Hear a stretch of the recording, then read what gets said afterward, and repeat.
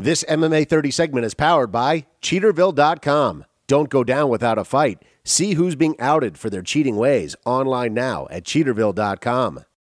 What's up, guys? Dave Farra here at the X1075 studios for MMA 30 alongside UFC lightweight fighter Anthony Pettis. How you doing, man? Good, man. Really good. In Las Vegas this weekend for UFC 132, representing Zions. Yeah, definitely. Always Zion style. Yeah, and you guys are kind of running all over the place this weekend. Yeah, huh? we just did a Good Morning Las Vegas TV show and just getting a lot of publicity in it, man. That's cool, man. UFC 132, a big fight card. Now, by the time people actually see this, the fight card will have happened, but of course I want your prediction. Main event, Dominic Cruz, Uriah Faber. I'm going to go with Faber. I was out there training with him for a couple days, and he looks on point, man. So I think he beat him before. He's kind of got the confidence coming in, and I'm going to have to go with my boy Faber. You think Faber's looking pretty good at 135? Yeah, I think, I mean, his first two fights, I mean, he did well. I mean, the first fight was against Mizugaki. He was crazy. Yeah. Last fight, he was, I mean, he's still adjusting to the weight class, I think, but I think he's ready for the title fight. Well, big fight card this weekend, but of course the big question is, what's next for Anthony Pettis? Don't know yet. Right now I'm just training and getting better. Working on my weaknesses, takedown defense, wrestling, boxing, everything, man. Just getting better.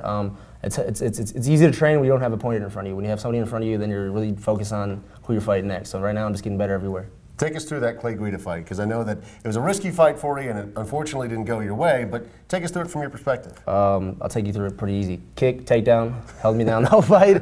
No. But from my perspective, it was just a combination of everything. I don't want to make excuses of why I lost or of what happened or the outcome. It's just a combination of 6 months off, just the hype behind all my last couple fights. I think I didn't. Showtime. Yeah, I wasn't myself in that fight at all, and I felt it coming out. I'm like, something's off, so I got to get back in the gym and just get it clicking, man. Now, Clay said something at the post-fight press conference. He said, wrestling wins championships, and at the end of the day it does, but there's a lot of fans that say, look, I don't really like that kind of lay and pray style. Is that frustrating for you as a fighter that wants to go in there and put on a flashy fight? It's not really frustrating. It's part of the game. I mean, these guys, their strength is wrestling. My strength is kickboxing and standing up, so I need to make my weaknesses my strengths and be able to do both. So is that a big focus for you in your next camp? It's just drilling that wrestling? Yeah. I mean, I'm not gonna go crazy on the wrestling. I have good takedown defense. It was like I said, I wasn't myself in that fight. It wasn't clicking for me in that fight. Well, that was the #1 contender fight in a way.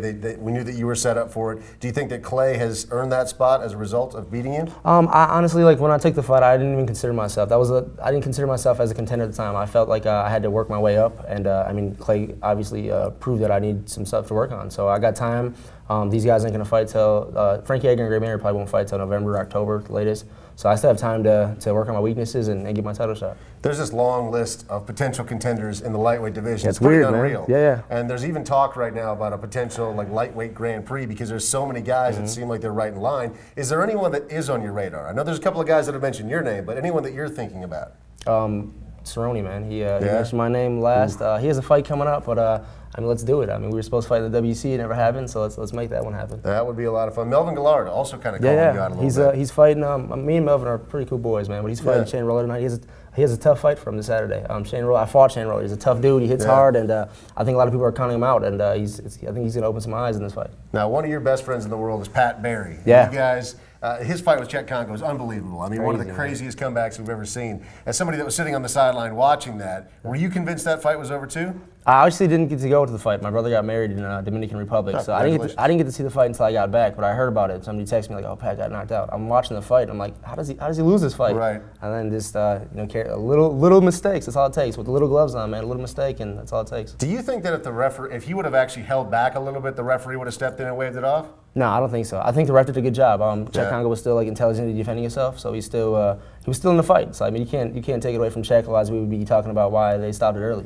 I think that's the first time, twice in a fight, we've heard Joe Rogan and Mike Goldberg say, "Oh, it's over. No, now it's definitely over. Yeah. Oh my God, it's not." Next thing you know.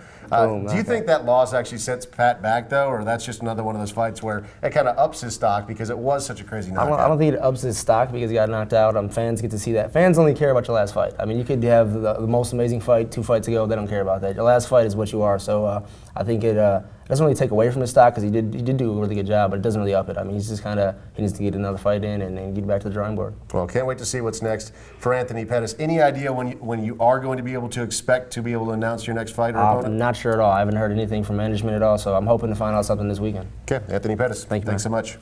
This MMA 30 segment was powered by Cheaterville.com. Don't be the last to know. Log on to Cheaterville.com and search your significant other now. And while you're there, search for your own name in the Cheaterville database. It's free and it's online now at Cheaterville.com.